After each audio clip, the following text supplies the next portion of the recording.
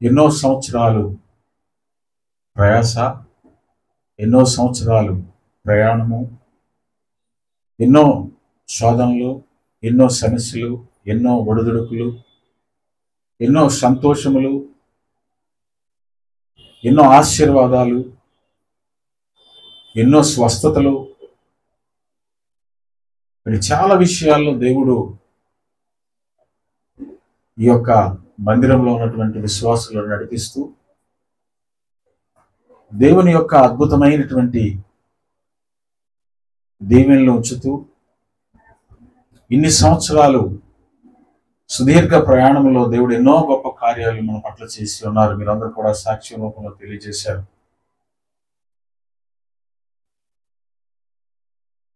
ప్రతి ఒక్కరికి కూడా యేసుక్రీస్తు నామములో నా హృదయపూర్వక వందనాలు తెలియజేస్తూ ఉన్నాను. ఇంకా చెప్పాలనుకుంటే చాలా మంది చెప్పవలసినటువంటి వారు ఉన్నారు. నాకు సమయం లేదు కాబట్టి మనం త్వరగా ముగించుకున్నాం. దేవుని పరిచర్య అంటే, దేవుని పని అంటే అది చాలా శ్రమతో కూడినటువంటి పని. అది అనుభవించినటువంటి వారికే తెలుస్తుంది, కానీ చూసేటువంటి వారికి తెలీదు. మరి కుటుంబ వ్యవహారంలో కానీ, ఉద్యోగ వ్యవహారంలో కానీ, లేకపోతే బయట పరిస్థితులు బట్టి కానీ పరిచర్య అనేది చాలా మరి కత్తి మీద స్వామి లాంటిది అన్నమాట. మీరు కూర్చొని వింటూ వెళ్ళిపోతారు, కానీ సేవకుడుగా మా కుటుంబంలో మన జీవితాలు మేము అనుభవించేటువంటి మరో కోణం ఒకటి ఉంటుందండి. అది చాలా కష్టతరం. కొన్నిసార్లు విసుగు కలుగుతుంది, కొన్నిసార్లు వ్యతిరేకత కలుగుతూ ఉంటుంది, కొన్నిసార్లు బాధ కలుగుతూ ఉంటుంది, కొన్నిసార్లు వేదన కలుగుతూ ఉంటుంది. అయినప్పటికీ కూడా కేవలం దేవుని పని చేయడానికి మాత్రమే మోషే అడుగుతాడు, అయ్యా నన్నే నువ్వు ఎందుకు ఏర్పాటు చేసుకున్నావు అని అడిగితే, నీవు నాకు నమ్మకమైన దాసుడవు, దేవునికి స్తోత్రం కలుగునుగా. ఎవరిని సేవ కొరకు ఏర్పాటు చేసుకుంటే దేవుడు ఆయన పట్ల ఎవరైతే నమ్మకముగా ఉంటారో వారిని మాత్రమే ఏర్పాటు చేసుకుంటాడు. చూసారా, మనుషులు ఒక వ్యక్తిని నమ్మాలి అంటే ఎప్పుడు నమ్ముతారు? ఒక మనిషిని నమ్మాలంటే కొన్ని సంవత్సరాలు పడుతుంది. కొన్ని సంవత్సరాలు వారితో ఉండాలి, మనం వారితో జీవించాలి. ఇప్పుడు మీరందరూ ఎవరు ఎలాంటి వారో నాకు తెలుసు. ఎందుకు? నేను మీతో కలిసి ప్రయాణము చేస్తూ ఉన్నాను. కానీ దేవుడు అలా కాదు.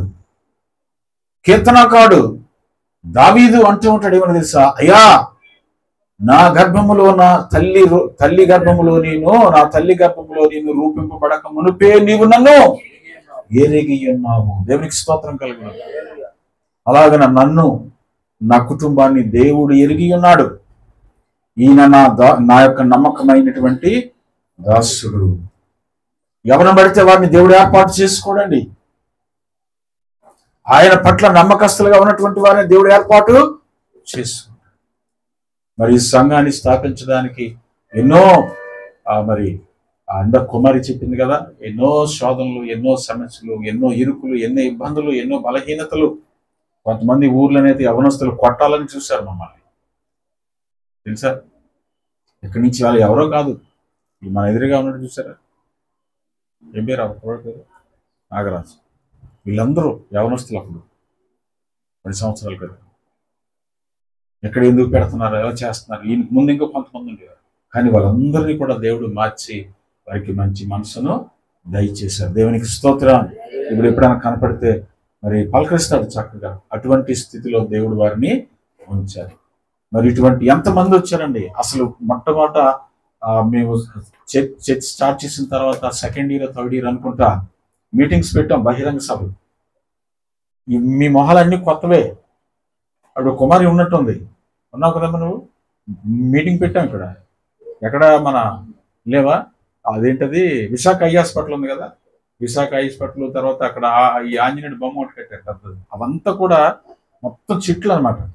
ఆ మధ్యలో ఖాళీ ప్లేస్ ఉండేది, ఎన్ని ముళ్ళ మొక్కలు ఇవన్నీ కూడా, అదంతా డైరీ ఫామ్.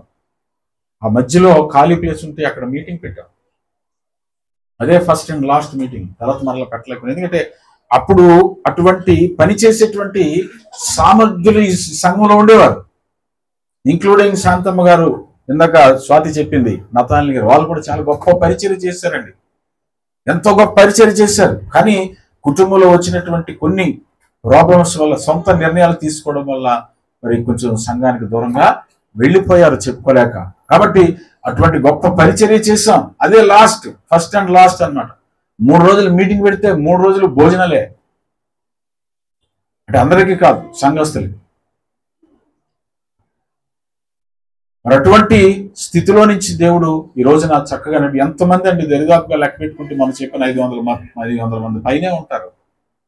అయితే వాళ్ళందరూ వచ్చి మరి ఉద్యోగాల నిమిత్తం, పనుల నిమిత్తం వచ్చి తిరిగి మరలా వాళ్ళ గృహాలకు వెళ్ళిపోవడం, కొన్ని సంవత్సరాల నుండి ఈ యొక్క సంఘంతో అంటుకట్టబడి తిరిగి వెళ్ళిపోతూ ఉండేటువంటి వారు అందరూ కూడా ఆదరించబడ్డారు, అందరూ దీవించబడ్డారు. దేవుడు ఇచ్చినటువంటి గొప్ప ఘనత ఏంటంటే ఈ యొక్క సంఘంలోనికి వచ్చినటువంటి వారు ఏదైతే దేవుడు ఆ కార్యాలు ఆయన చేశారు. పొందుకొని వెళ్ళిపోయినటువంటి వారు కూడా ఉన్నారు, అనుభవించి వెళ్ళినటువంటి వారు కూడా ఉన్నారు. కాబట్టి పిల్లరా, మరి మీరందరూ చక్కగా ఇన్ని మాటలు చెప్పారు. అయితే ఇవంతా కూడా దేవునికే మహిమ. మీరు చెబుతూ ఉంటే నేను అనుకుంటున్నాను, ప్రభువా నాకు కాదు నాయన, మహిమ నీకే. మనం ఎవరంటే, నేను ఎవరినంటే నిమిత్త మాత్రుడు కదా, ఆయన పాదములు తాకుటికైన అర్హత లేనటువంటి వాడు. మరి మందిరాన్ని స్టార్ట్ చేసినప్పుడు మీటింగ్స్ పెట్టడం నువ్వు లేవమ్మా? కాదు, ఎక్కడ పెట్టాం, ఇక్కడ చర్చ్ స్టార్ట్ చేసిన తర్వాత పెట్టాం, ఉన్నావు కదా. అక్కడ మీటింగ్ పెట్టాం ఒకసారి, ఒకరోజు ఇక్కడ మీటింగ్స్ పెట్టాం, ఉన్నావు, మర్చిపోయావు. నతాల్ గారు అంటే అప్పుడు నీకు అంత ఐడియా లేదు, మర్చిపోయా అంటావు. ఇదే రవి చాలా చిన్నపిల్లవాడు అప్పుడు ఎవరంటే ఈ మన వంశీ ఉండేవాడు, రాజేష్ కూడా లేడు అప్పుడు, వంశీ ఉన్నాడు. ఇది చాలా అద్భుతమైనటువంటి పరిచర్య. అక్కడి నుంచి 6 లెవెల్ నుంచి అండి, మీరు చెప్తున్నారు, వాళ్ళు ఒక 4-5 కుటుంబాలు ఉండేవి. వాళ్ళందరూ ఎప్పుడు ఏ టైంలో భోజనాలు కావాలంటే ఆ టైంలో చేసేవారు. మరి నాకు ఇప్పటికీ నేను షాక్, ఎలా చేసి తెచ్చేవారు కూడా నాకు తెలియదు. కొన్నిసార్లు ఆలోచిస్తూ ఉంటాను, నిజంగా ఎంత అద్భుతమైనటువంటి పరిచర్య నాడు మనం చేసాం. దేవునికి స్తోత్రం కలుగును. అలాగా ఎలా తెచ్చేవారంటే మీరు చెప్తున్నా, మరి క్యాన్లు పట్టుకొని భోజనాలు తెచ్చేసేవారు. ఎంతమందికి కావాలంటే అంతమందికి పెట్టేసేవారు ప్రతి ఆదివారం. అలాగా అంటే అంత సమర్పణ కలిగి వారి పరిచర్య ఆనాడు జరిగింది. అలాగా మరి వస్తూ వెళ్ళిపోతూ ఎంతో మంది వచ్చి వెళ్ళిపోయినటువంటి వారు ఉన్నారు. మరి మొదటి నుంచి చివరి వరకు ఉన్నటువంటి వాళ్ళు కొంతమంది ఉన్నారు. అందులో ముఖ్యమైనటువంటి వ్యక్తి ఎవరో కుమారి కదా. మరి ఎవరికైనా కుటుంబంలో బాధ కలుగుతుందండి, శోధనలు వస్తాయి.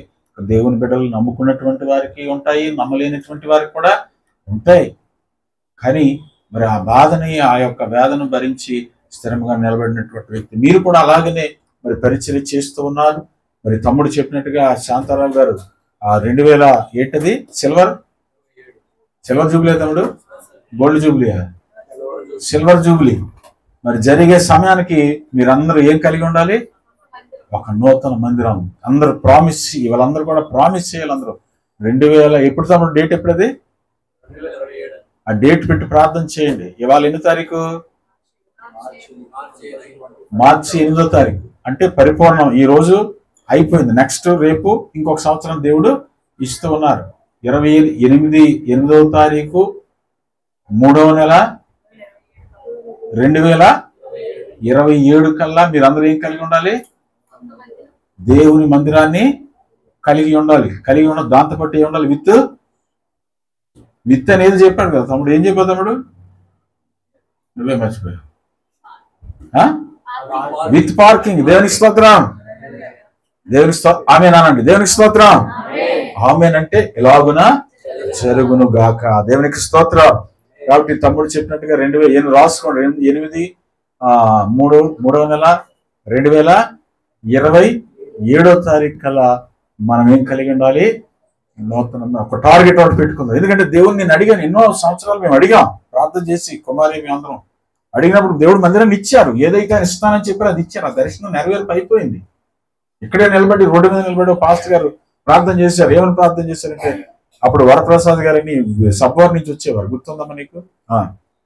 ఆయన ప్రార్థన చేశారు ఏమనంటే, మరి బ్రదర్ మీకు పాస్టర్ గారు మీకు దేవుడు గొప్ప సంఘాన్ని ఇవ్వబోతున్నాడు, మధ్యలో మందిరం ఉంది, చుట్టూ స్థలం ఉంది అన్నాడు. దేవునికి స్తోత్రం. ఆ మాట ఒకటే చెప్పి ప్రార్థన చేశాడు. రోడ్డు మీద నిలబడి ఆయన. నాకు అర్థం కాలేదు, ఇక్కడెక్కడ చూస్తే ఎక్కడ ఎంత స్థలం ఉంది, ఇక్కడ లేదు కదా, అప్పటికే నిండిపోయింది. అంత పెద్ద స్థలం ఎలా వస్తుంది? ఆయన అన్నాడు దగ్గర ఒక ఎకరం దేవుడు ఇచ్చేస్తున్నాను. ఈ మొత్తం అంతా కలిపి ఎంత ఉంటుంది? 2 ఎకరాలు 3 ఎకరాలు ఉంటుంది. ఇందులో మనం 6 ఎకరం తీసేసుకుంటే ఇంకెక్కడ ఉంటారు? జనాలు ఉండలేరు కదా. అలాగే మనం ప్రార్థన చేస్తే ఎక్కడికి తీసుకెళ్ళాడు దేవుడు? ఆ రణస్థలం తీసుకెళ్ళిపోయాడు. ఈరోజు అక్కడ రోడ్డు మీద నిలబడి రోజు రాత్రి భోంచేసిన తర్వాత నేను జోసెఫ్ ఆ శనివారం ఎప్పుడైనా వెళ్తే రోడ్డు మీద నిలబడితే నాకు అవన్నీ గుర్తొస్తాయి. ఎంత చక్కగా ఎంత అందంగా దేవుడు ఆ యొక్క మందిరాన్ని అక్కడ నిలబెట్టాడు. చూసారా? అందుకనే కీర్తనగా 122:1 ఏమంటాడు? తీయండి. I rejoined with those who said to me, let us go to the house of the Lord. చదవండి. యెహోవా మందిరమునకు వెళ్ళుదామని జనులు నాతో అనినప్పుడు నేను సంతోషించిన. నిజంగా ఆ మందిరాన్ని చూసినప్పుడు నాకు ఎంతో సంతోషం కలుగుతుంది. అయ్యా, నీవు ఆనాడు చేసినటువంటి ఆ ప్రమాణము తండ్రి, నువ్వు మాకు ఇచ్చిన వాగ్దానము నువ్వు నెరవేర్చావని నేను ఎంతగానో సంతోషిస్తుంటాను. వీళ్ళ మన దేవుని మందిరం సమస్త అనుజనులకు ప్రార్థన ఎంతకాలం ఉండిపోతామండి భూమి మీద కదా. ఇందాక మీ పాస్టర్ గారు నేను వస్తూ మాట్లాడుకుంటే ఎవరో కారు నేర్చుకోవాలని అనుకుంటున్నారట. మరి దేవుని రాకడ వచ్చేస్తే ఎలాగంటే, దేవుని రాకడ ఎప్పుడు వస్తుందో మనకు తెలియదు, మన పోకడ ఎప్పుడు అయిపోతుందో మనకు తెలీదు. రెండు ఒకేసారి జరుగుతాయి. తెలిసినా మీకు? మనం వెళ్ళిపోయినా దేవుని రాకడలో నిలుచుంటాం, మనం ఉండి దేవుని రాకడ వచ్చినా దేవుని రాకడ మనం కల్లారా మనం చూస్తాం. దేవుని రాకడ మనిషి పోకడ ఒక్కటే. దేవునికి స్తోత్రం కలుగును గాక. హల్లెలూయా. చనిపోయిన వ్యక్తి దేవుని రాకడ చూడగలరా? మనతో కలిసి చూడలేదు. వారు వేరేగా చూస్తారు. హెబ్రీయులు రాసినటువంటి ఆ పత్రిక ప్రకారం 1వ దశలోనికలు అంటాడు కదా, ఏమంటాడు? ప్రధాన దూత శబ్దముతోను ఆర్భాటముతోను దేవుని బోరతోను ప్రభువు దిగివచ్చును, క్రీస్తునందుండి మృతులైన వారు మొదట లేతురు. దేవునికి స్తోత్రం కలుగును గాక. చూసారు ఎంత గొప్ప మాటలు. కాబట్టి పిల్లరా, మనం ఈ లోకంలో ఇది శాశ్వతము కాదు. అందుకనే ప్రభు కొరకు మనము పనిచేసేటువంటి వారుగా ఉండాలి, ప్రభు కొరకు బ్రతికేటువంటి వారుగా ఉండాలి. సంతోషం ఎక్కడ ఉంటుందో తెలుసా? నేను అదే చెప్తున్నాను. మా కుటుంబంలో దేవుని సేవకు మేము అప్పగించుకున్నప్పుడు ఎన్నో సమస్యలు, ఎన్నో శోధనలు. ఏమండి, నా పిల్లలైతే అన్ని సంతోషాలు విడిచిపెట్టేసుకున్నారు. మీకు తెలుసా? మా పిల్లలు సినిమాలు చూడడం కానీ లేకపోతే ఇంకే అనవసరమైనటువంటి ఆ వాటికి వెళ్ళడం కానీ అన్ని మర్చిపోయారు. చిన్నప్పటి నుంచి వారు అలవాటు చేసుకున్నారు. ఈ రోజు చాలా మంది దేవుని మందిరం రాలేక టీవీ దగ్గర, సినిమాల దగ్గర, ఇంకెక్కడ మాటల దగ్గర, కబుర్ల దగ్గర అల్లరి చిల్లరగా మాట్లాడుకుంటూ కాలక్షేపం చేసేటువంటి వారు అధికంగా ఉన్నారు. కానీ మా జీవితాలు మేము ఎన్నో సమస్యలను అనుభవించాం. నా బిడ్డలు కానీ, నేను కానీ, నా కుటుంబం కానీ, నా తల్లి, నా భార్య. మీ పాస్టర్ గారు అయితే తెల్లవారు 8 గంటలు లేచి తెలుసా? 3:30కి లేచేది. ఎన్ని గంటలకి? 3:30కి లేచి నాకు క్యారేజ్ కడితే నేను ఎక్కడికో 3 గంటలు ప్రయాణం చేసి వెళ్ళేవాడు. అది అవుతూ మరలా దేవుని పరిచర్య, దేవుని పని. ఆదివారం శనివారం వస్తే దేవుని పని, సాయంత్రం వెళ్ళిపోవడం. వాళ్ళందరూ గొడవ చేయండి, కలిసి సూదంటే గుచ్చేస్తాను, గొడవ చేస్తాను, ఇంగ్లీష్తో గుచ్చినట్టు పేలిపోతుంది. కాబట్టి అటువంటి గొప్ప మరి పరిచర్య చేస్తూ పిల్లరా, నా తల్లి గాని అంటే ఈ సేవ అనేటువంటి భారం నాకు ఎలా వచ్చిందంటే, ఎవరో మా తాతగారు ఎప్పుడు బిషప్ అట్టండి, పెద్ద మందిరానికి బిషప్ అట్టండి. అందుకని ఆయన పేరు నాకు పెట్టారు. చూడండి, మా ఇంట్లో పేర్లన్నీ వేరుగుంటే నాదొక్కటే ప్రత్యేకంగా ఉంటాయి. అందరివి అన్యుల పేర్లే, నా పేరు మాత్రం ఎందుకంటే ఆఖరి పుట్టాను కదా, నన్ను దేవునికి సమర్పించేశారు. మా తాతగారు ఎవరో, ముత్తాత ఎవరో ఉండేవారట, ఆయన బిషప్ అట నంద్యాలలో. నంద్యాల అంటే అనంతపురం, రాయలసీమలో. ఆ బిషప్ అయితే ఆయన పేరు నాకు పెట్టారు. 12 సంవత్సరాలకే స్టార్ట్. ఏంటి? దేవుని పరిచర్య. 12 సంవత్సరాల వయసు నుంచి అండి, 12 సంవత్సరాల వయసు నుంచి నేను దేవుని సేవలో పరిచర్యలో ఉన్నాను. మీరందరూ ఎన్ని సంవత్సరాలు నాకు తెలియదు. 12 సంవత్సరాలు దరిదాపుగా ఇప్పటికీ 35 సంవత్సరాల పైనే నా పరిచర్య జీవితం, నా సేవా జీవితం. ఎక్కడికంటే అక్కడికి, ఏ ఊరంటే అక్కడ, బొంబాయి కానీ ఏమండి, పూణే కానీ ఏమండి, ఇటు పలాస కానీ, పార్వతీపురం, ఇలాగా ఒరిస్సా, అదేదో ఒరిస్సా పార్వతీపురం బార్డర్ దాటిన తర్వాత ఏవులది కరకపూర్, రాయగడ. చిన్న వయసులోనే ఆ గిటార్ ఒకటి తగిలించుకొని వెళ్ళిపోతూ ఉండేవాడు పరిచర్య. ఎక్కడికంటే అక్కడికి. ఆంధ్ర యూనివర్సిటీలో ఒక పెద్ద గుంపు ఉండేది యవనస్తులు. ఆ గుంపులో వాళ్ళందరితో కలిసి ఎంతో పరిచర్య, దేవుని పని చేయాలి ఆసక్తి. మా అమ్మగారు ఎప్పుడు కూడా నన్ను సేవ విషయంలో నన్ను డిస్టర్బ్ చేసేవారు, ఇబ్బంది పెట్టేవారు. నా సేవకులు నేను సేవలో ఉన్న వారి సేవలో ఉన్నప్పుడు సేవకులకి ఎంతగానో నేను పరిచర్య చేసేవాడు. అలాంటి స్థితి నుంచి దేవుడు ఈరోజు నన్ను అలాగే నాకు కూడా దేవుడు మరి మీ పాస్టర్ అమ్మగారు పరిచయం అవడం, ఆ తర్వాత నేను బైబిల్ కాలేజ్కి వెళ్ళిపోవడం, దేవుని కృపను బట్టి ఆమెను వివాహం చేసి, అంటే ఒక పరిచర్యలో ఉన్నటువంటి ఒక వ్యక్తి మనకు దొరికినప్పుడు మన పరిచర్యకి పరిపూర్ణత అనేది లభిస్తాను. సరే, పరిచర్య అనేది చిన్నప్పటి నుంచి పిల్లలు దేవుని మందిరంలో ఉండేవారండి. ఇప్పుడు మీ పిల్లలు అటు ఇటు గెంతుతున్నారు, కానీ ఒక 5 నిమిషాలు 10 నిమిషాలు కూర్చోగలరమ్మా? నో. కానీ వీళ్ళిద్దరూ కూడా చిన్నప్పటి నుంచి సిట్ అంటే సిట్, స్టాండ్ అంటే స్టాండ్. అంటే మనం పిల్లలకి ఏ బోధ అయితే చేస్తామో అదే వాళ్ళు పై పెరిగిన కొద్దీ అది దేవుని బాలుడు నడవలసిన తోవను వారికి నేర్పుకుంటూ పెద్దవారిని వారిని దండించి తొలగిపోడు.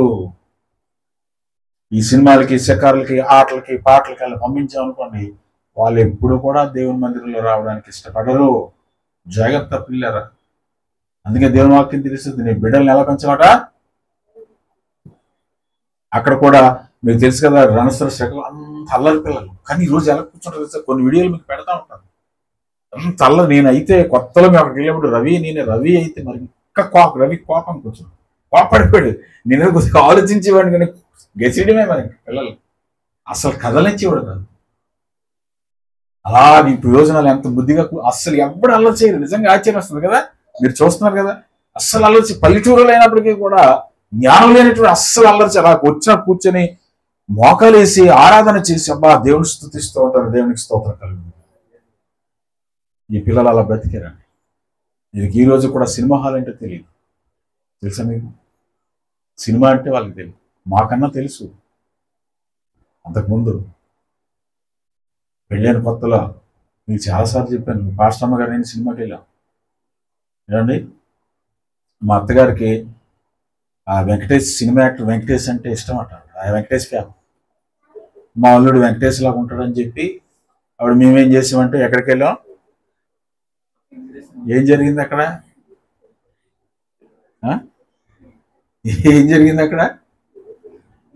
సుధీర్ ఏం జరిగింది? ఎవరు? నువ్వు కొనుక్కుంటున్నావు, నువ్వు వెంకటేశే. అయితే అంటే వెంకటేష్ ఇష్టం అంటే వెంకటేష్ లాగా ఉండడం అంటే వెంకటేష్ లాగా ఉండడం కాదు, ఆ జుట్టు ఇక్కడ వరకు ఉండి అప్పుడు స్టైల్ అనమాట. అలా పెంచుకుంటే ఆవిడకి అది ఇష్టం. మేమేం చేసామంటే పెళ్ళి అయిన కొత్తలో సినిమాకి వెళ్ళాం. అదే ఫస్ట్ అండ్ లాస్ట్. మాకు టికెట్లు దొరకలే, వెనక్కి వచ్చాం ఇంటికి. దేవునికి స్తోత్రం కలుగును కాక. సినిమాకి వెళ్ళలేదండి, టికెట్లు దొరకలేదు, వచ్చేసాం. అదే దేవునికి స్తోత్రం చెప్పిన, దేవా నువ్వు ఎంత గొప్పవాడివయ్యా. కుటుంబము దేవుని పరిచర్య చూస్తున్నటువంటి వాళ్ళు ఇందాక చెప్పారు కదా, భార్య పరిచర్యలో చాలా ప్రాధాన్యత వహిస్తుంది కదా. ప్రతి ఆవేశంలో, అనాలోచనలో, అశ్రద్ధలో భార్య అనేటువంటిది ఏం చేయాలి? ఒక వెన్నెముక వలె ఉండాలి. దేవునికి స్తోత్రం. మరి మీ పాస్టర్ అమ్మ గారు అలా లేకపోతే, మరి నా తల్లి అలా లేకపోతే నేను ఈరోజు పరిచర్య చేయగలనా? చేయలేను. ఎప్పుడు చూసినా గొడవలు ఆడుకొని, ఎప్పుడు చూసినా ఏమంటే ఇంట్లో మరి శాంతి, మనశ్శాంతి లేకుండా, సంతోషం లేకుండా ఉంటే పరిచర్య చేయగలమా? చేయలేము. ఇప్పుడు అలాగే నా దేవుడు పరిచయం నడిపించాడు. అలాగే ఎంతో మంది వెళ్ళిపోయారండి. తర్వాత మరి రవి పెద్దవాడవడం, తను కూడా సమర్పించబడడం, దేవునికి చిన్న వయసులోనే సమర్పణ కలిగి గొప్ప పరిచర్య చేసిన కొద్ది కాలమైనా కూడా నిజంగా సేవకుడితో కలిసి ఎంతో పరిచర్య. ఈరోజు మీరందరూ ఇలా ఉన్నారంటే ఒక పునాది తమ్ముడు కూడా నాతో కలిసి ఇక్కడ వేచి ఉన్నాడు, మనకందరికీ తెలుసు. దేవునికి స్తోత్రం కలుగునుగా. మరి కోల్పోయినప్పటికీ కూడా దేవుడు తిరిగి మరలా ఆ యొక్క ఫుల్ఫిల్ చేశాడు ఆయన. అంటే ఏదైతే మనం కోల్పోయామో దాన్ని ఆయన ఏం చేశాడు, మరలా తిరిగి ఫుల్ఫిల్. దేవునికి స్తోత్రం. అంత అద్భుతమైనటువంటి పరిచర్య ఈ సంఘంలో జరిగిందండి. ఎంతో మంది ఆశీర్వదించబడ్డారు, ఎంతో మంది దీవించబడ్డారు, ఎంతో మంది మరి ఆ దేవుని చేత దీవెనలు పొందుకున్నారు, కావలసినటువంటి వాటిని పొందుకున్నారు. మరి ఇందాక సాల్మన్ చెప్పాడు, డేవిడ్ చెప్పాడు కదా, ఇన్ని గొప్ప సాక్ష్యాలు. ఇంకా మీరు చెప్పాలంటే చాలా మంది చెప్పగలరు. సమయంలో దానియేలు చెప్తాడు అనుకున్నాను. Is the one of member. తను కూడా ఒకప్పుడు ఈ సంఘంలో ఉండేవాడు. దేవునికి స్తోత్రం కలుగునుగా. అప్పుడు చాలా చిన్నపిల్లడు. అప్పుడు ఇప్పుడు ఒకలా ఉండలేండి, మారలేదు. అప్పుడు ఎలా ఉన్నాడు, ఇప్పుడు ఎలా ఉన్నాడు. ఎంతో మంది ఇలాగా వచ్చి తర్వాత ఎవరు మన రాజు, చంటి వాళ్ళ కుటుంబాలు, మెర్సీ వాళ్ళ కుటుంబం విడిచిపెట్టిన మెర్సీ, ఎలిజబెత్. అసలు నిజంగా ఎలిజబెత్ గురించి చెప్పాలంటే మీకు ఎవరికి తెలియదండి. కొంతమంది నేను అబ్జర్వ్ చేస్తూ ఉంటాను. అసలు ఎంత కఠినమైనటువంటి హృదయాలు అంటే వాళ్ళిద్దరిని ఎవరు ఎన్ని చెప్పినా కూడా ఎవరి మాట ఎంత ద్రాక్ష చేయలేదు. దేవునికి స్తోత్రం కలుగును కదా. మీరందరూ నాకు వేసారు కదా, నేనేం కదా మీకు ఏమండి. ఎంత కఠినులంటే దేవుని విషయంలో ఎంత కఠినులంటే పాపం ఎంత బలవంతం చేశారో అయినా కూడా. ఇందాక కుమారి అన్నది ఎంతమంది నాకు చెప్పారు ఇలాగ నువ్వు అన్ని కోల్పోయి. స్వాతి కూడా చెప్పింది కొన్నిసార్లు, ఇంకెందుకమ్మా వాళ్ళ అమ్మగారు అన్నారట, ఎందుకమ్మా నువ్వు అక్కడ ఉండి వచ్చాయి. కొంతమంది కమిట్మెంట్ తీసుకుంటారు, ఒక నిర్ణయాన్ని తీసుకుంటారు, దానికి కట్టుబడి. అయితే తర్వాత సాల్మన్ వచ్చిన తర్వాత నేను అనుకున్నాను, దెయ్యాలు కూడా మనుషుల్ని దేవుని ఎక్కడికి నడిపిస్తాయి, చర్చికి నడిపిస్తాయి. దెయ్యాలు కూడా అంటే ఇప్పుడు సాల్మన్ ఫ్యామిలీని ఎవరు నడిపించారు? ఏం పుష్ప, రమ్య ఎవరు నడిపించారు? లక్ష్మియా దెయ్యమా? దెయ్యం లక్ష్మి నడిపించింది. అది రావడం వాళ్ళు పాపం ఆవిడ మోసుకొని వచ్చారండి. ఆ రోజే అక్కడ ప్రార్థన చేస్తున్నప్పుడు దేవుడు విడిపించారు. విడిపించినట్టునే ఇద్దరు అన్నయ్య చెల్లి ఇద్దరు కూడా ప్రమాణం చేశారు తెలుసా. ఇద్దరు, మీ చెల్లి కూడా చేసింది. అన్నయ్య మేము కూడా బాప్తిసం తీసుకుంటాం, మా అమ్మ మార్పు చెల్లి. నేను అనుకున్న మళ్ళీ లక్ష్మి వచ్చేసి ఉంటుంది పరిగెత్తాలి. అందుకే మళ్ళీ ఏం చేసింది, తీసుకొని ఇంకో దగ్గరికి ఎక్కడికో వెళ్ళిపోయింది. మళ్ళీ ఆ లక్ష్మి వెళ్ళిపోవాలంటే మనం ఏం చేస్తామండి, ఇక్కడికి అయినా రానివ్వటం లేదు. ఎవరు మన సలోమి అలాగే ఎంత కుటుంబం ఎంతగా పరిచయం చేశారండి, ఎన్ని మర్చిపోలేండి. ఎంత గొప్ప పరిచయం చేశారు సంఘంలో. ఆమె కూడా ఏమైపోయింది ఇప్పుడు అపవాది. కానీ ఆమె కోసం ఒక దర్శనం చూశాను నేను. ఏంటంటే కుమారి ఏంటంటే ఆమె ఆఖరి దినాల్లో తిరిగి మరలా ప్రభు దగ్గరికి రాబోతుంది. దేవునికి స్తోత్రం కలుగునుగా. గడికి చెప్పాలి హల్లెలూయా, హల్లెలూయా. ఆమె ఆఖరి దినాల్లో తిరిగి మరలా ప్రభు దగ్గరికి రాబోతుంది. నా కుటుంబం కోసం ప్రార్థన చేసినప్పుడు దేవుడు నాకు తెలియజేస్తూ ఉన్నారు, తిరిగి ఆ కుటుంబము రాబోతుంది. మీరు ఆడుకుంటున్నాడు, విసురుతున్నావా? ఇసురు. కాబట్టి ఇలాగ అనేకమైన కుటుంబాలు. అలాగే ఈ అమ్మాయి ఎవరు, సారిక వాళ్ళ కుటుంబం కూడా, వాళ్ళ అమ్మగారు కూడా చర్చికి రాకపోయినా పాపం ఎంతగా ఆవిడ మమ్మల్ని ఆదరించి, ఇవన్నీ కూడా మనం జ్ఞాపకం చేసుకోవాలి ఈ సమయంలో. ఎందుకంటే ఇన్ని సంవత్సరాల 22 సంవత్సరాల పరిచర్యలో దేవుడు ఎన్నో గొప్ప కార్యాలు చేస్తున్నారు. యవనస్తులు కూడా అందరూ ఒకరికొకరు పురికొల్పుకుంటూ ఒకరొకరు సహాయం చేసుకుంటూ. నిజంగా మీరు చెప్తున్నా కొన్నిసార్లు వాళ్ళ చేతిలో డబ్బులు కూడా వాళ్ళే ఖర్చు పెడుతూ ఉంటారు. నా చేతికి అంటనేవారు. వాళ్ళు ఏం పని చేస్తారు, ఎంత తెచ్చుకుంటారు జీతాలు, చాలా తక్కువ జీతాలు కదా. అయినా కూడా ప్రతి విషయంలో కూడా నాతో చేదోడు వాదుడుగా ఉంటూ నాతో కలిసి వారు ప్రయాణము చేస్తూ ఉంటారని. ఎందుకంటే వారు కూడా బాధ్యత కలిగి ఒక పరిచర్య చేస్తూ ఉన్నారు. దేవునికి స్తోత్రం. కాబట్టి పిల్లలు మనం ఎలా ఉండాలో తెలుసా, మార్పు చెందాలి. మన జీవితాలు ఎప్పుడు ఒకలాగే ఉండిపోకూడదు. ఎక్కడ వేసిన గొంగలు అక్కడే ఉండిపోకూడదండి. మన జీవితాలు ఏం కావాలి, ఏం తీసుకెళ్ళిపోతామండి ఇక్కడి నుంచి, ఏమో తీసుకెళ్ళిపోతామా, తీసుకెళ్ళిపోయాం. అప్పుడు ఒకసారి మా అమ్మగారు చనిపోయిన తర్వాత అక్కడ ఆ సమాధి చేయడానికి వెళ్తే చాలా తక్కువ ఉన్నాయి సమాధులు. ఆ తర్వాత రెండోసారి వెళ్ళినప్పుడు మొత్తం నిండిపోయింది. అసలు ఎక్కడుందో తెలియదు మా అమ్మగారి సమాధి. మేము ఆశ్చర్యపోయాం, ఎక్కడుందో తెలియదు. అంత మరి ఎవరు ఎప్పుడు ఉంటారు, ఎప్పుడు వెళ్ళిపోతారు. బ్రతికినంతకాలం ప్రభు సన్నిధిలో మనము బ్రతకాలి. ఖచ్చితంగా ఆయన దీవెనలు మనతో ఉంటాయి. ఆశీర్వాదాలు మనం ఇప్పుడు చూడకపోయిన తర్వాత అయినా చూస్తూ దానికో ఇచ్చే సమయాన్ని దేవునికి మనం ఇవ్వాలి. ఎక్కడెక్కడ వచ్చే సమయాన్ని దేవునికి మనం ఇవ్వాలి. ఇచ్చినట్లయితే దేవుని ఆశీర్వాదాలు మన మీద బలముగా ఉంటాయి. మరి ఆ విషయంలో కూడా సాల్మన్ అయితే మాత్రం చాలా మరి సొంత మరి ఇంటిలో ఒక వ్యక్తి వలె స్టార్ట్ అయింది. ఎక్కడండి సంవత్సరం అయిపోయింది ఆ సమాధి కట్టమని చెప్పి. ఎంత మోసం చేశారంటే భయంకరమైన మోసం. డబ్బులు తీసేసుకుని మనమేమో వాళ్ళలాగా వల్గర్గా మాట్లాడలేం, బూతులు మాట్లాడలేం. డబ్బులు తీసేసుకొని ఇవ్వకుండా ఎన్నిసార్లు గొడవ కొట్టేయడానికి కూడా వెళ్ళిపోయిన పరిస్థితి లేకుండా ఇంటి దగ్గర. ఆడపిల్ల చిన్న పిల్ల వాళ్ళ కూతురు వచ్చి తిరగబడుతుంది నా మీద, నువ్వేడోరా. నన్ను కూడా అలాగే మాట్లాడు. అసలు ఒకసారి కుమారికి చెప్పాను, నయోమికి కుమారికి అందరికీ, అంటే మేము కూడా వస్తామని పదండి వ్యాన్ వేసుకుని వెళ్ళిపోదాం అన్నారు. ఇంకా చివరికి లాస్ట్కి అదే ఫైన్ లేదు. అప్పుడు ఎప్పుడు శాంతారావు గారు, నేను, సాల్మన్, డేవిడ్ వచ్చినట్టున్నాడు. అందరం కలిసి వెళ్ళి మాట్లాడడం అంతే. ఆ రోజు నుంచి అసలు ఎంత భయంకరమైన టార్చర్ అంటే అది కట్టడానికి చాలా ఇబ్బంది పెట్టారు. డబ్బులు తీసేసుకున్నారు. మనకెవరు లేరు కట్టేవాళ్ళు, వాళ్ళే కట్టాలి. ఎవరైనా ఉంటే కొన్ని దగ్గర నుండి కట్టించుకున్నారు, కట్టడానికి లేరు. అలాగే మొన్నటి వరకు పాపం సాల్మన్ మాత్రం వెనకత్తలేదు. ఎందుకంటే దేవుని సేవకుడు, కుటుంబం అనేటువంటి మీరందరూ కూడా ఎవరికో తోచినటువంటి పని వారు చేస్తూ దేవుని పరిచర్య అలాగే చేయాలి. తప్పించుకోకూడదండి. దేవుని పనిలో ఎప్పుడు కూడా తప్పించుకోకూడదు. నువ్వు అలా తప్పించుకుంటే దేవుడు కూడా నిన్నేం చేస్తాడు, తప్పించుకుంటాడు. దేవునికి స్తోత్రం కలుగును గాక. నీకు ఆపద కలిగినప్పుడు, నీకు అవసరం వచ్చినప్పుడు, నీవు ప్రాణాపాయ స్థితిలో ఉన్నప్పుడు దేవుడు కూడా నీ నుంచి తప్పించుకుంటాడు. ఆయన ముఖము చాటేసుకున్నాడంటే ఆయన ఎదుట మనం ఎవరు కూడా నిలబడలేం. కీర్తనకారుడు, అయ్యా నువ్వెందుకు ముఖము చాటేసుకున్నావు అంటాడు. నువ్వెందుకు దాక్కున్నావు ప్రభు అని అంటాడు. చూసారా, మనం ఎప్పుడైతే అలా దూరంగా ఉంటామో దేవుడు కూడా మనకు అనుకుంటాడు, దూరంగానే ఉంటాడు. దేవుని ఆశీర్వాదాలు మనం ఎప్పటికీ పొందుకోలేము. మన జీవితంలో మార్పు రావాలి. చూడండి ఒకసారి రోమిలకు రాసినటువంటి పత్రిక 12వ అధ్యాయము 2వ వచనం. How to make lasting change in your life.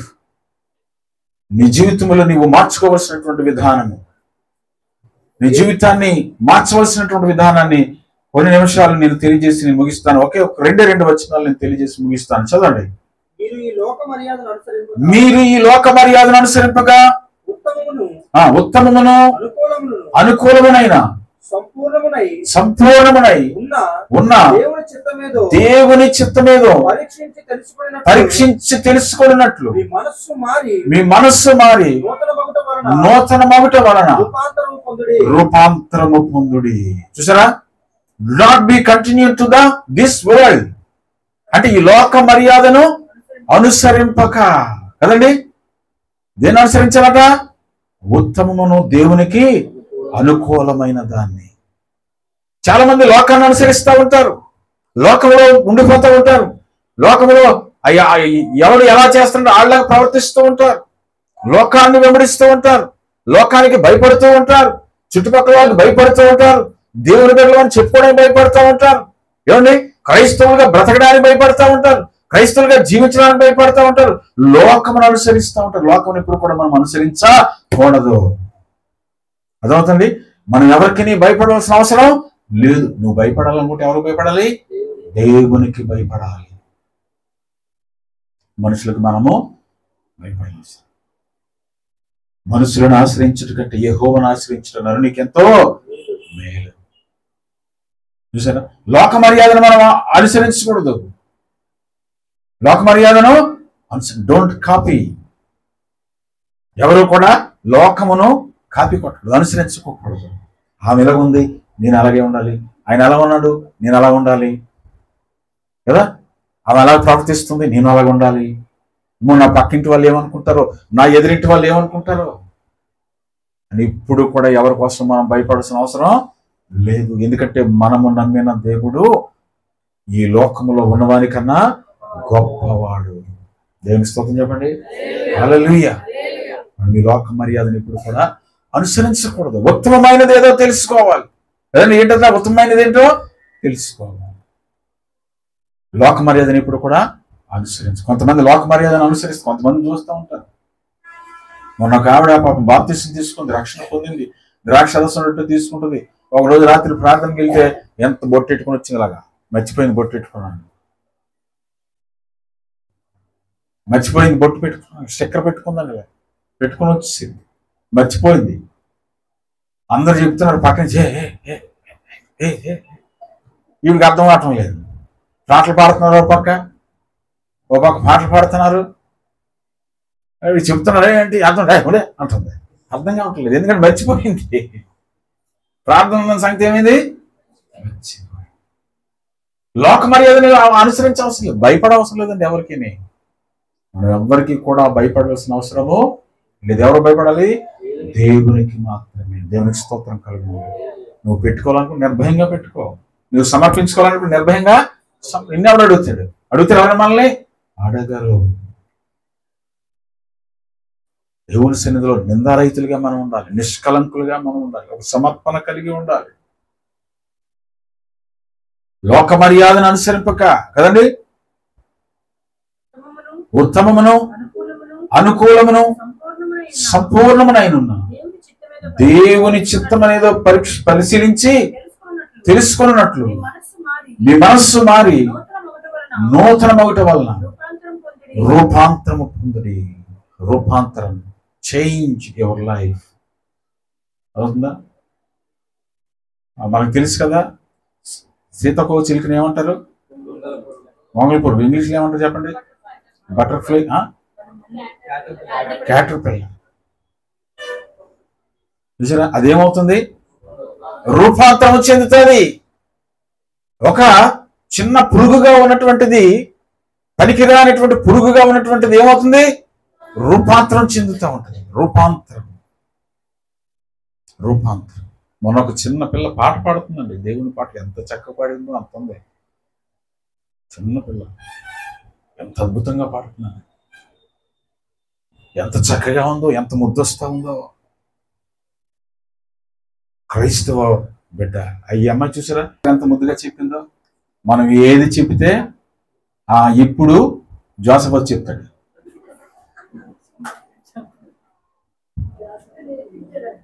మీరు ఎవరైనా చెప్తారా? చాలా మంది చెప్పలేము, నేను కూడా చెప్పలేను. చూసారా ఎంత చక్కగా చెప్పిందో, ఎంత అందంగా ఉందో, ఎంత ముద్దుగా ఉందో. దేవుని దీవెనలు, దేవుని అభిషేకం. మన ఒక పిల్ల, చిన్న పిల్ల పాట పాడుతుంది, ఎంత అద్భుతమైన పాట అంటే. నేను కూడా పాట నేర్చుకున్నాను. నేను కూడా రోజు సండే పాడేద్దాం అనుకున్నాను. ఆ పిల్లని చూసి నేను నేర్చుకున్నాను. అది లోక మర్యాదను అనుసరించక, లోకంలో ఉన్నటువంటి వాటి వైపు వెళ్ళక, దేవుని సన్నిధిలో మనం ఎదగాలి, మన బిడ్డలు ఎదగాలి. అదవుతుందండి. మనం చిన్నప్పటి నుంచి వారిని ఆ భయభక్తులతో, బుద్ధులతో పెంచితే వారు కూడా అలాగనే ఎదుగుతారు, దీవించబడతారు, ఆశీర్వదించబడతారు, గొప్పవారుగా ఎదుగుతారు. ఈ లోకం అద్భుతమైనటువంటి దేవుని దీవుల్ని పొందుతారు. చూసారా? ఈ సీతకో చిలుక ముందు ఎలా ఉండేదండి? Which is the process of A caterpillar changing in to A butterfly. In the same way, God wants to transform you into a completely new person by transforming your mind. దేవునికి స్తోత్రం కలుగును. ప్రతి ఒక్కరూ కూడా ఎలాగైతే సీతాకోక చిలుక. ఇప్పుడు చూడండి, మనం బట్టల షాప్కి వెళ్ళాం అనుకోండి, మనం బట్టల షాప్కి వెళ్తాం కదా. బట్టల షాప్కి వెళ్ళినప్పుడు మనం చేసేటువంటి పని ఏంటి? ఎక్కువగా ఆ బట్టలు మనకు సరిపోతాయో లేవో ట్రై చేస్తాం కదా, ట్రయల్ రూమ్కి వెళ్ళి వేసుకుంటాం కదా. ఎలాగైతే మన పాత బట్టలు తీసి కొత్త బట్టలు తొడుక్కుంటున్నామో, క్రైస్తవులు అంటే మనము కూడా పాత జీవితాన్ని విడిచిపెట్టాలి, కొత్త జీవితాన్ని కలిగి ఉండాలి. అర్థమవుతుందండి? ఎలాగైతే సీతాకోక చిలుకగా మారిపోయిందో పురుగు, మన జీవితాలు మారిపోవాలి, అలాగే ఉండిపోకూడదు. ఇప్పుడు మరొక మాట చూపు, నేను ముగిస్తాను. ఇది ఎలా సాధ్యము? How is this done? ఒకసారి చూద్దాం. Ephesians chapter 4:22-24. కావున మునుపటి ప్రవర్తన విషయంలోనైతే మోసకరమైన దురాశ వలన అదే అనమాట, మోసకరమైన దురాశల వలన చెడిపోవు ఆ, మీ ప్రాచీన స్వభావమును మీ వదులుకొని ప్రాచీన స్వభావమును వదులుకొని మీ చిత్తవృత్తి యందు మీ చిత్తవృత్తి యందు నూతన పరచబడిన వారై నూతన పరచబడిన వారై నీతియు నీతియు యథార్థమైన భక్తియు యథార్థమైన భక్తియు కలిగి దేవుని పోలికగా దేవుని పోలికగా సృష్టింపబడిన ఆ నవీన స్వభావం ధరించుకొనవలెను. కొత్త నూతన స్వభావం. పాత బట్టలు తీసేయాలి. ఇప్పుడు ఏమైనా కొత్త బట్టలు ధరించు. ఎలాగైతే ట్రయల్ రూమ్ లోకి వెళ్ళి కొత్త బట్టలు వేసుకుంటే, కొత్త బట్టలు వేసుకోగానే ఎలాగైపోతాం మనం చెప్పండి? అసలు యాక్చువల్గా మనం అందంగా ఉండం, కానీ కొత్త బట్టలు వేసుకోగానే ఏమొచ్చేస్తుంది? అదొక గ్లో, అదొక అందం వచ్చేస్తుంది. ఎవరైనా సరే, అవునా కదా? చెప్పండి, అందరూ చెప్పండి. దేవునికి స్తోత్రం కలుగునుగా. ఎవరైనా సరే, నల్లోడైనా తెల్లోడైనా పుట్టోడైనా ఎవరైనా సరే మంచి బట్టలు వేసుకోగానే ఏమైపోతాడు? ఎంత చక్కగా, ఎంత అందంగా కనపడుతుంది. సో నవీన స్వభావం, నూతన స్వభావం మనం ధరించుకోవాలి. అప్పుడు ఇతరులకు మనం ఎలా కనబడతాం? చక్కగా, అందంగా కనబడతాం. దేవునికి స్తోత్రం కలుగునుగా.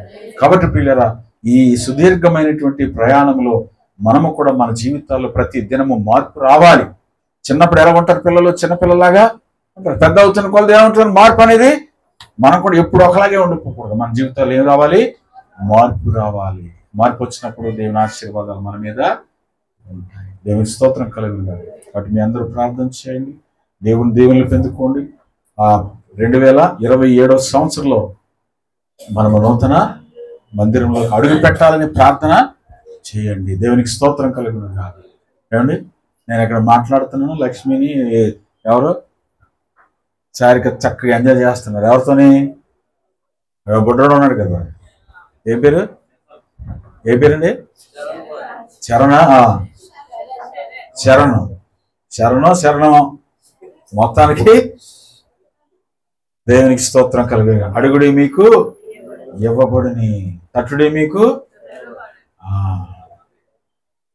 మనం అడిగితే దేవుడు మన ప్రతిదీ కూడా ఆయన ఇస్తాడు. మనం కూడా ఏం చేయాలి?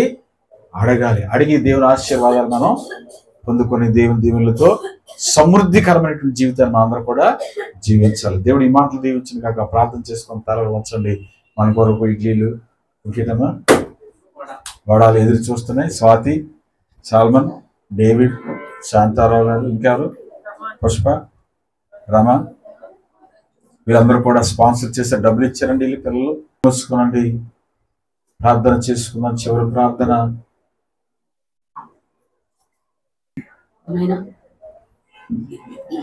22 సంవత్సరాలు పురస్కరించుకుని మంచి మాటలు తండ్రి నాయన వారి నెంబర్ వేసుకుంటున్నారు. వారి జీవితాల్లో తండ్రి కలిగి ఉన్నారు. ఆయన ఏ విధంగా నువ్వు వారిని రక్షించుకుని అన్నావు తండ్రి నాయన. నీ సన్నిధిలో తండ్రి నాయన వారి ప్రతి ఒక్కరు పొందుకున్న మేళ్ళు ఆయన ఈ సన్నిధిలో కూడుకున్న ప్రతి ఒక్కరు తండ్రి వారి జీవితాల్లో పొందుకున్న ప్రతి ఒక్క మేలును తండ్రి నాయన ఆయన సంఘముతో అందరితో తండ్రి నాయన పంచుకుంటారు తండ్రి నాయన. మరి వారికి ఇచ్చిన కృపను బట్టి నీకు వందనాలు స్తోత్రాలు చెల్లిస్తున్నా తండ్రి. ఇదిగోనాయన తండ్రి ఆయన మమ్మల్ని ఏ విధంగా రక్షించుకున్నావు తండ్రి నాయన. అటు రక్షణ తండ్రి నాయన మేము విడిచిపెట్టుకున్నా తండ్రి నాయన. మా చూపు ద్వారా, మా తలపు ద్వారా, మా మాట ద్వారా ఎటువంటి విధంగానూ తండ్రి నాయన చెడు ప్రవర్తన కలిగి ఉండకుండా తండ్రి నాయన ఆయన కేవలం తండ్రి నాయన నీ వైపు మాత్రమే తండ్రి మా జీవితాన్ని చూచుకుంటుంది తండ్రి నాయన. మా కళ్ళను తండ్రి నాయన నీ వైపు అయితే చూచుటకు తండ్రి సహాయం చేయబడుతున్నా తండ్రి. నీ రాకడ వరకు తండ్రి నాయన మేము అట్టి రక్షణను తండ్రి నాయన చేత పట్టుకుని తండ్రి నాయన ముందుకు సాయి కృపంగా ఇచ్చేయబడుతున్నా తండ్రి. మీరు ఆయన మరి సాక్ష్యం చెప్పిన ప్రతి ఒక్క బిడ్డని తండ్రి నాయన 100 60 దీవించమని అడుగుతున్నాను రాజనాయన. తండ్రి వారి సాక్ష్యాలు తండ్రి నాయన అనేక మంది తండ్రి రక్షింపబట్టు సహాయం చేయబడుతున్న తండ్రి స్తోత్రాలు. వీరైనా మరి తండ్రి నాయన ఆఖరి దిగుల్లో ఆఖరి గడియలో ఉన్నాను తండ్రి నాయన. నువ్వు ఎప్పుడు వస్తావు మాకు తెలియదు కానీ తండ్రి నాయన వీరైనా మరి రక్షణ తండ్రి నాయన ఆయన మరి మేము తండ్రి నాయన గైకొని తండ్రి నాయన నీ రాకడలో తండ్రి నాయన మేమందరము తండ్రి ఎత్తుగొట్టకు ఎదురు చూసే గొప్పగా సంగముగా తండ్రి నేను ఉండటకు సహాయం చేయగలుగుతున్నాను రాజు. స్తోత్రాలు. వీరైనా మరి తండ్రి నాయన వచ్చిన ప్రతి ఒక్క బిడ్డని దీవించి రక్షించండి తండ్రి నాయన. నీ మేలుతో తండ్రి ప్రతి ఒక్కరిని నింపమని అడుగుతున్నాను రాజా. నీ కొన్నాళ్ళు ఇవ్వమని తండ్రి నాయన అలాగే తండ్రి సేవకులు దీవించుకుని తండ్రి కొన్నారు ఆయన ఇంకా తండ్రి బలపరుచుకుని అడుగుతున్నాను తండ్రి. అనేకమైన మరి తండ్రి మర్మాలతో తండ్రి వాక్యాలతో తండ్రి ఆయన మమ్మల్ని అందరినీ తండ్రి నేను జీవింపజేయడం తండ్రి ఉత్తేజింపజేయడం తండ్రి ఆయన నీ కుమారు తండ్రి ప్రత్యేకమైన రీతిలో వాడుకోమడుతున్నాను తండ్రి. ఆయన చుట్టూ తండ్రి నేను అగ్ని జ్వాలల నుంచి పడుతున్నాను తండ్రి. ఆయన ఎటువంటి మరి సాతాను శక్తులు దురాత్మలు తండ్రి ఆయన మరి ఆలోచనలు తండ్రి నేను ఆయన తాకకుండా తండ్రి నేను ఆయన చుట్టూ కంచెలు ఉంచుకొని అడుగుతున్నాను ఆయన.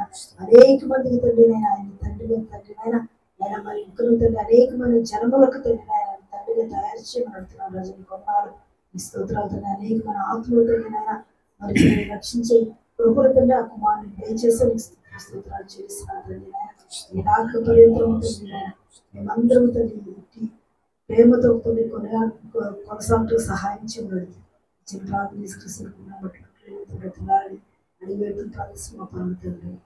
ఇప్పుడు మన తండ్రి యొక్కయు కుమారుని యొక్కయు పరిశుద్ధాత్మ యొక్క అన్యోన్య సహవాసము సమాధానము కూడిన మనకును ప్రేమించిన తన బిడ్డలకును ముఖ్యంగా సంఘాన్ని ప్రేమించి సేవకుని ప్రేమించి నాయన మాటలు చెప్పినటువంటి కుమారిని శాంతారావు అలాగే నాయన డేవిడ్ని నాయన సాల్మన్ని స్వాతిని పుష్ప ఎవరైతే చెప్పినారో అందరికీ సదా తోడై ఉండి ఆదరించి నడిపించును గాక. ఆమేన్. ఆమేన్.